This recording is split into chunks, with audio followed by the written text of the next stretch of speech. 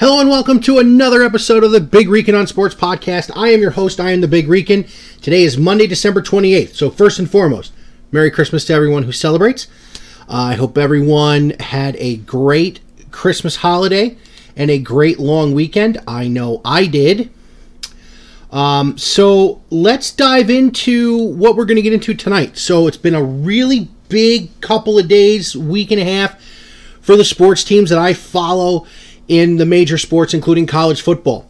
So as you can see, tonight, I am wearing the Cleveland Cavaliers alternate jersey, and it is the number 22, that of Larry Nance Jr., of course, out of the rafters. It came down when he was traded to the Cavaliers in 2018, and man, do I hope he stays for the rest of his career. So we're going to get a little Cavaliers for you, because for the first time since 2016, the Cleveland Cavaliers have started 3-0. I will repeat that for everyone who followed the NBA last year. For the first time since 2016, the Cleveland Cavaliers started 3-0, beating Charlotte, Detroit, and last night putting a hurt on the Philadelphia 76ers. We're going to get to yesterday, which was an absolute debacle in the Meadowlands at MetLife Stadium for the Cleveland Browns. We're going to dive into a little Buckeyes, because I got an announcement coming up. I threw it on Twitter, but I'm going to say it in the episode tonight. And of course, the Mets are still doing stuff. So let's start at the top. And let's start with the Mets, since that is going to be something I'm not going to spend a ton of time on. And I will start out by saying this. Monday night, 9 p.m. Eastern Time on both the Big Rican YouTube channel and Facebook page. I will have the boys back to talk hot stove, because all of a sudden, the San Diego Padres think they're the New York Yankees. As we will dive into what is going on in the last couple of days in the hot stove with San Diego, with what the Mets have done so far this offseason, and some of the other developments that have happened across Major League Baseball. Tone and Alex will be with me probably about an hour is how we normally go. So put that on your calendars. 9 p.m. Monday night, January the 4th. We will dive into Major League Baseball.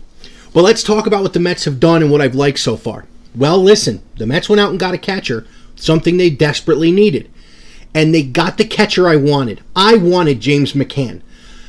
I feel McCann is the better receiver. I feel McCann is the better game caller. And I feel McCann is going to fit better into that lineup than JT Realmuto. Now, some people are going to say to me, oh, well, you just didn't want to spend the money. That's part of it. I want the Mets to allocate resources elsewhere. Just because Steve Cohen has $14 billion in the bank does not mean he's going to spend it and spend it stupidly. So I love the McCann move. Alex, who is a White Sox fan, told me it was a very good move by the Mets. So I am pumped. I think he's going to work well with our staff, and I think he's going to work well with Jeremy Hefner, the Mets pitching coach. So we're going to dive more into the Mets and more into everything else on Monday night. I will say this, though. I think the Mets are going to make a big move in the next couple of days. The hire of Jared Porter as their GM was humongous. This is a baseball guy. He's not just an analytics guy, and he's not just somebody's go-to yes man. This is a baseball guy. He has learned at the feet of Theo Epstein and guys like that. So I like the move for Porter. I think him and Sandy Alderson will work very well together. So after discussing a little bit of the Mets here, and thank you for that since there's so much more going on, let's jump into what I have on, and that is the 3-0 Cleveland Cavaliers. Side note, I get points for certain things at my job, and with those points, I purchased a 10-inch Lenovo tablet with a docking station for one reason and one reason only.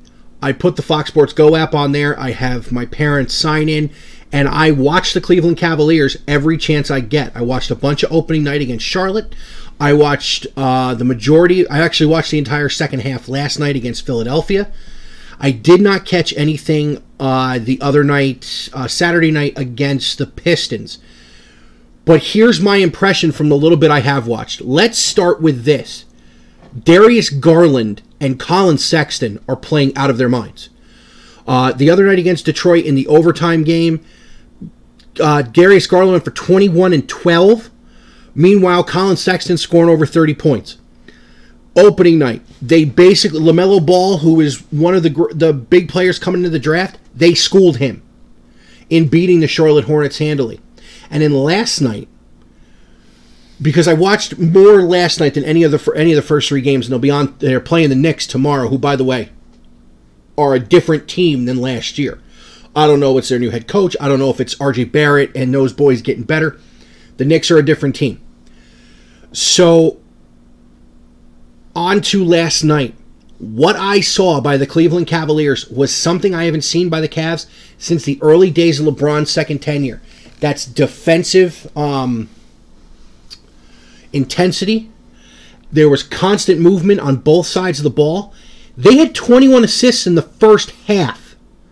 There were some times when LeBron was here, or even last year, they didn't have 21 assists in a game. They are moving the ball. J.B. Bickerstaff has done a phenomenal job with this team.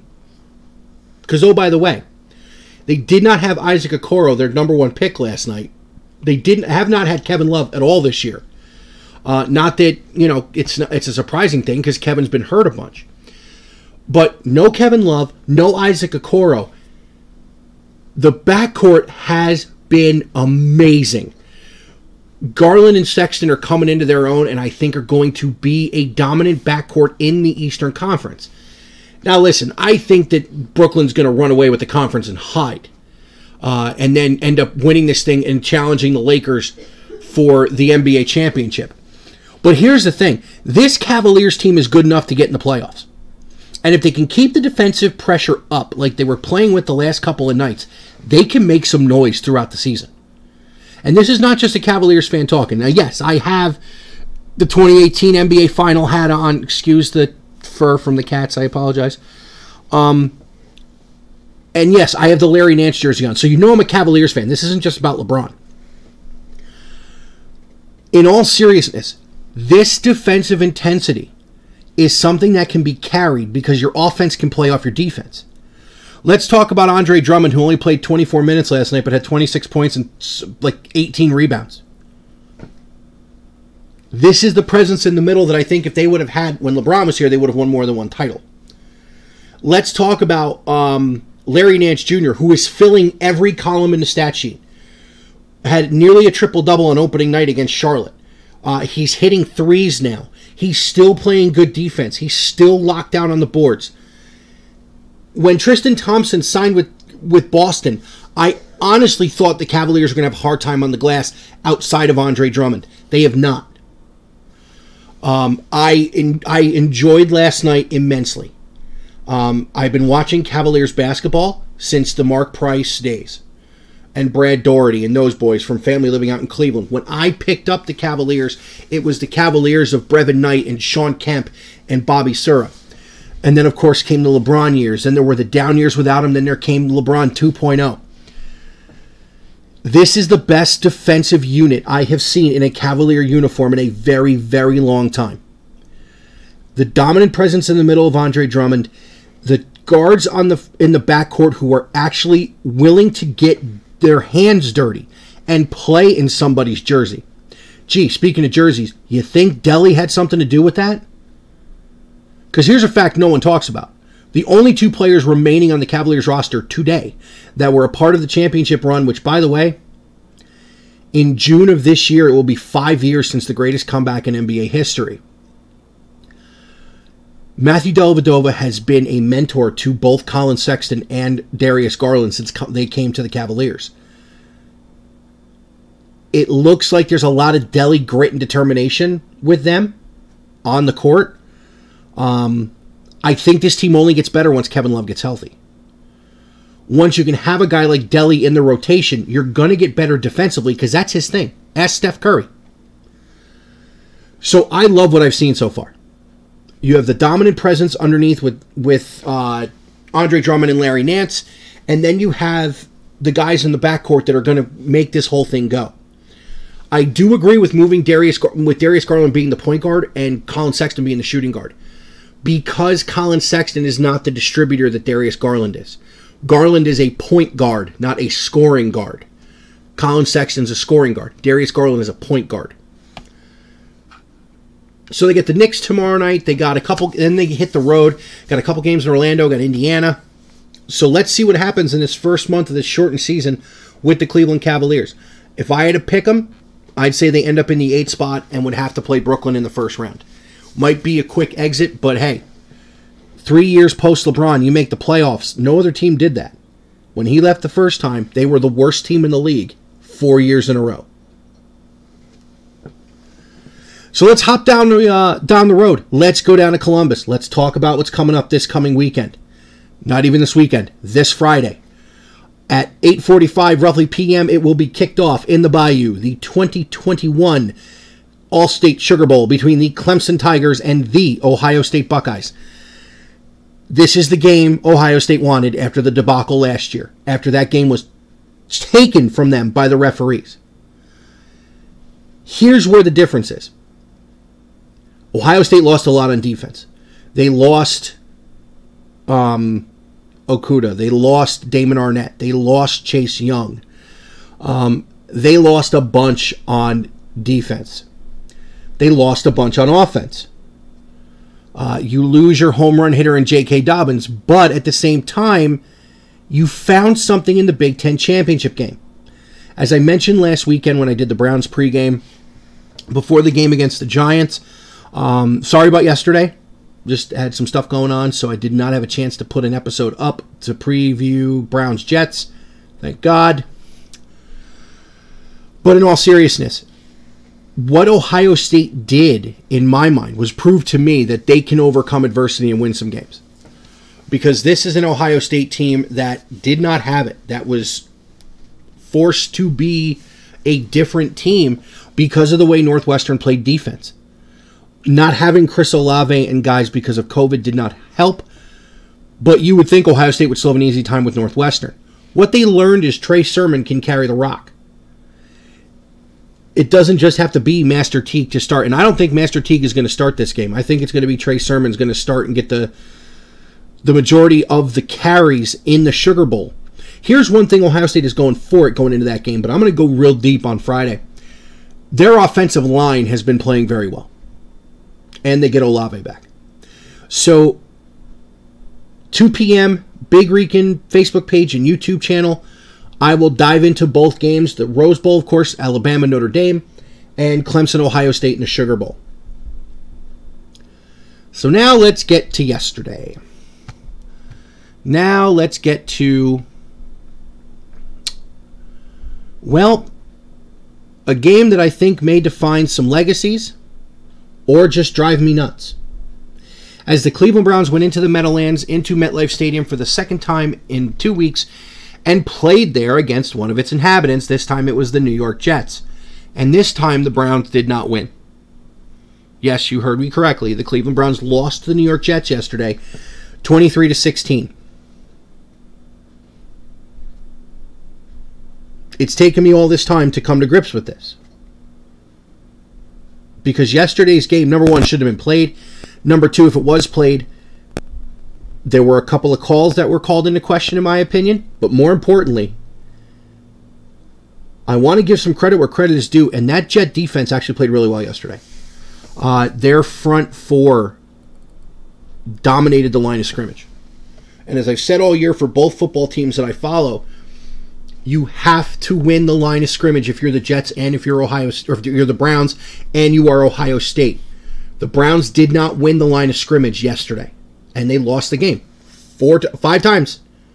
First against Pittsburgh, both times against the Ravens, the Raiders, and the Jets. They did not win the line of scrimmage, and they lost those 5 games. Baker Mayfield put the ball on the ground 3 times. Did not throw an interception, but he fumbled 3 times. All of them costly.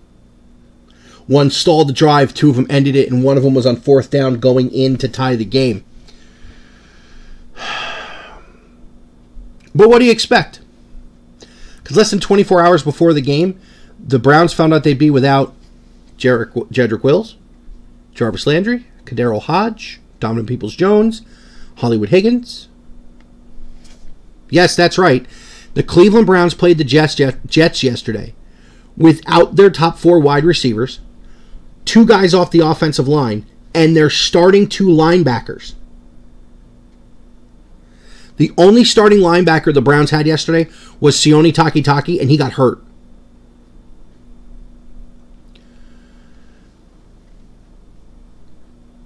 Listen, Baker did the right thing and stood up and said, listen, this game's on me. I put the ball on the ground. I'm the one that made the mistakes. This game is on me. Which is the right thing to do if you're Baker Mayfield. Because if he doesn't fumble those 2 times, you're talking about a game where you could possibly be winning this thing in overtime. Then again, if Cody Parkey hits an extra point and he doesn't fumble the 1 time, the Browns need a field goal to tie this game. Since Baker was drafted, the Browns have had issues with the kicking game. Zane Gonzalez, Pat McAfee made the joke on his show years ago, probably got deported because of what he did against New Orleans in Week 2 of 2018. The kid they brought in, Austin Seibert, was terrible. Cody Parkey is no better. I'm going to give a shout out to Alex, who is a big Bears fan, and Cody Parkey did this to the Bears too. He double doinked, of course. He doinked one yesterday. I made the joke on Twitter, and I said it again today, with the whatever pick in the 2021 NFL Draft, the Cleveland Browns select Blake Hallbeal, kicker, The Ohio State University. Last time I said it like that, I was right. Last time I said it like that, I was still a big Jet fan, and it was after Doug Bryan cost the Jets the playoff game in Pittsburgh. I believe it was Ben's rookie year when he nearly took them to the almost said the World Series, when he nearly took them to the Super Bowl. Cam Newton just scored. Sorry, I got the Monday night game on in the background. Scam, you're terrible. Stop. Anyways, Doug Bryan cost them a trip to the AFC Championship game when Chad Pennington was a quarterback. He missed 3 kicks in that game, and I remember standing in front of my television. It was their first pick in the second round, and I said, with that pick, the New York Jets select Mike Nugent, kicker, The Ohio State University, and I was exactly right. So I think the Browns should draft Blake Hallbeal. Obviously not in the first round. You don't need to go crazy to get a kicker. Now I'm going to put you in a Wayback Machine to Week 1. And I'm going to tell you as a Cleveland Browns fan that if the Cleveland Browns win their Week 17 game, they're in the playoffs. And anybody listening, I want to ask you a serious question. How many of you that day would not have taken exactly what the Browns can do on Sunday? Beat the Pittsburgh Steelers, and you go to the playoffs. So here's the deal. The Pittsburgh Steelers will probably be resting guys because the Buffalo Bills will win tonight, and I believe will end up with the 2 seed, which means the Steelers would be the 3 seed. Right now in the AFC, it runs through Kansas City. Big surprise. Kansas City's the 1. Bills 2, Steelers 3. Right now the Tennessee Titans are the 4. The Miami Dolphins are the 5. The Ravens are the 6. The Browns are the 7. Indianapolis is outside looking in. If the Dolphins or the Ravens lose, the Browns are in. Or it's something like that. Hold on, let me look at the thing.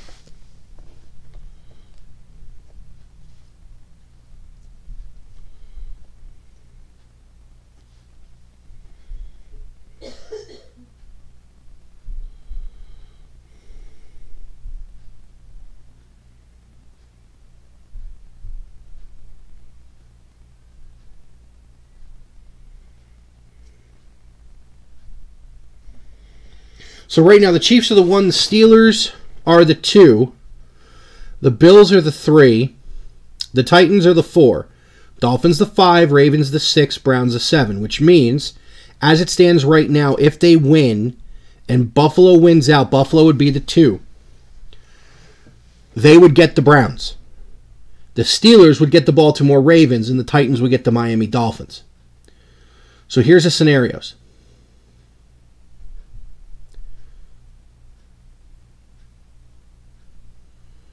Cleveland clinches a playoff berth with a Cleveland win or an Indianapolis loss. So if the Colts lose to the Jags, the Browns are in.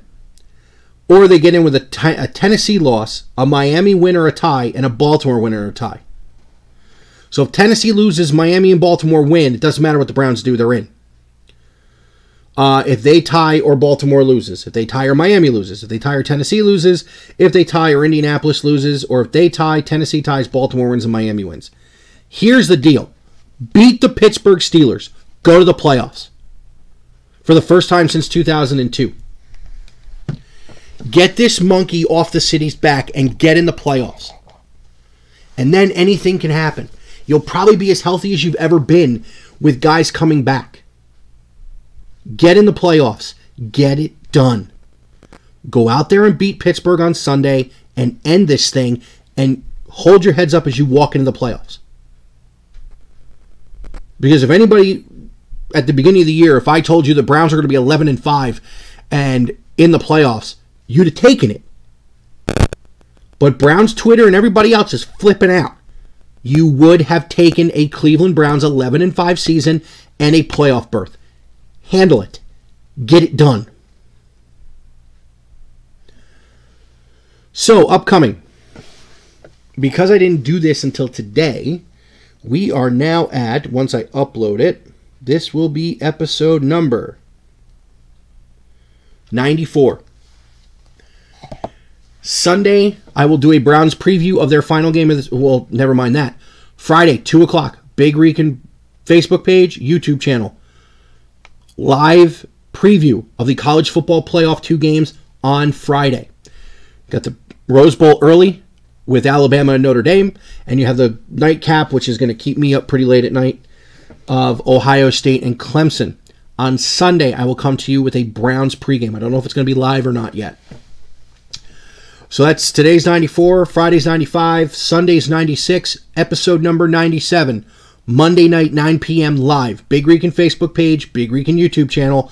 Alex and Tone will be here, and we are going to dive into the hot stove. So why am I talking about countdown? Remember, we are now 3 episodes away, after those, from the Big Rican 100th episode extravaganza and the debate, which will be live. I will announce when it's going to happen. Who is the GOAT? And why do I think this is the worst debate in sports right now? Yeah, I've changed the format a little bit. So that's what's coming up. As I'm sitting here, it is 10-9 Buffalo with 9:45 clock running in the second quarter. Josh Allen threw a touchdown, or I'm sorry, they ran a touchdown in. Cam just ran one in, and their kicker missed the extra point. So remember, Browns win and they're in. That's what you need to focus on. Baker needs to wake up feeling dangerous. Get the job done.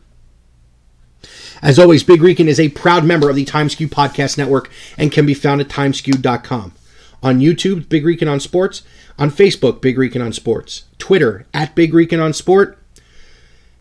Google, Spotify, Breaker, Anchor, Pocket Cast, and Radio Public. Again, I will see you guys on Friday afternoon so I can preview both CFP games. It's going to be a great week for sports. And guess what? We are less than 100 days from opening day, which means we are less than 60 days from the beginning of spring training. The boys and I will see you Monday night. Have a great rest of your week. I'll see you Friday afternoon.